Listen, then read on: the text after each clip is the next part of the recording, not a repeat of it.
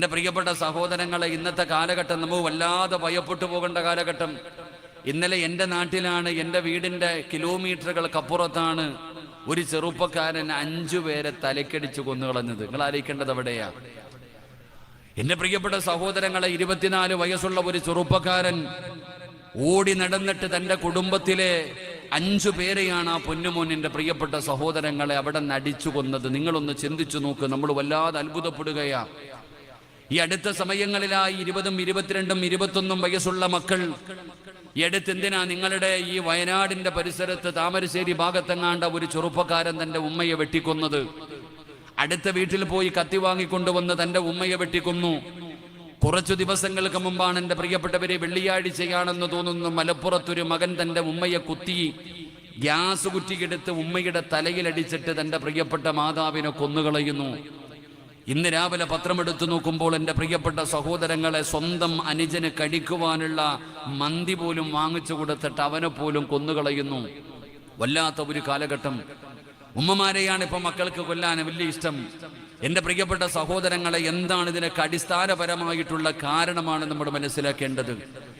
നമ്മൾ അതിൻ്റെ അടിസ്ഥാനപരമായിട്ടുള്ള കാരണം, ഈ കുട്ടികൾ എന്തേ ഇങ്ങനെ ആയി പോകുന്നത്? മാതാപിതാക്കൾ പറയുന്നു, പടച്ചവനെ ഉസ്താദെ, എൻ്റെ മകൻ ഇങ്ങനായിരുന്നില്ല, എൻ്റെ മകൾ ഇങ്ങനായിരുന്നില്ല, അവൻ ഞാൻ പറയുന്നത് അനുസരിക്കുന്നില്ല, എന്നെ തല്ലാൻ വരുന്നു, എന്നെ കൊല്ലാൻ വരുന്നു, എന്നെ ചീത്ത വിളിക്കുന്നു.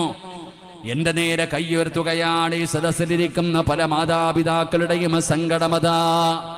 അവര് ദുആ ചെയ്യുമ്പോ, അല്ലാഹുവേ, നിങ്ങളുടെ മനസ്സിലെ ആഗ്രഹമൊന്ന് നീ നിയ്യത്ത് ചെയ്യാൻ പറഞ്ഞാൽ മാതാപിതാക്കളിൽ പലരും മനസ്സിൽ കൊണ്ടുവരുന്നതല്ലാ,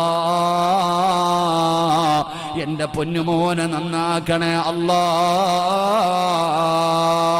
എന്റെ പൊന്നാര മകളെ നീ നന്നാക്കണേ തമ്പുരാന്.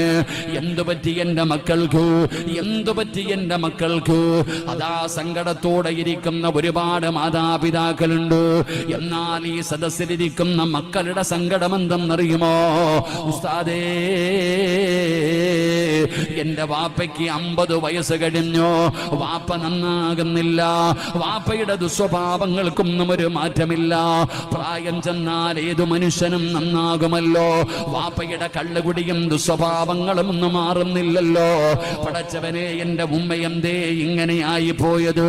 ഉമ്മയുടെ മുടിയെല്ലാം നരച്ചു, ഉമ്മയുടെ കൂടെ പഠിച്ചവരും കൂടപ്പറപ്പുകളും കബറിൽ പോയി. ഉമ്മ നന്നാകുന്നില്ലല്ലോ. ഉമ്മ ചീത്ത വിളിക്കുകയാ, സീരിയൽ കാണുകയാ, പരിഹസിക്കുകയാ, പ്രാപുകയാ, ശപിക്കുകയാ. പടച്ചവനെ, മക്കൾ ആഗ്രഹിക്കുന്നു, അല്ലാ, ഞങ്ങളുടെ മാതാപിതാക്കളെ നന്നാക്കണേ അല്ലാ.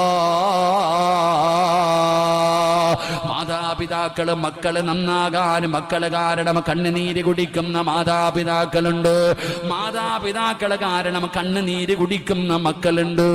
എന്തുകൊണ്ടാണ് പ്രായം ചെന്നിട്ടും നന്നാകാത്തത്?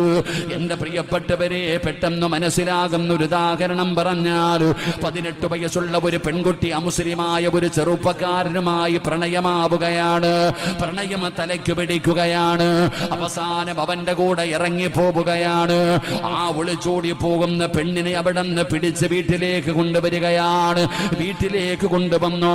പെട്ടെന്നുള്ള ദേശത്തില് പടച്ചവനെ, കൂടപ്പറപ്പുകളാ പൊന്നുമോളെ തല്ലുമ്പോ 10 മാസം ഗർഭം ചുമന്ന മരണവേദനയുടെ വേദനയെന്നത് പ്രസവിച്ച മാതാവ് ഓടിച്ചെല്ലുകയാണ്. തന്റെ പൊന്നാരമകളെ കെട്ടിപ്പിടിച്ച് കരഞ്ഞുകൊണ്ട് പറയുന്നു, എന്റെ പൊന്നുമോളെ തൊട്ടുപോകരുത്.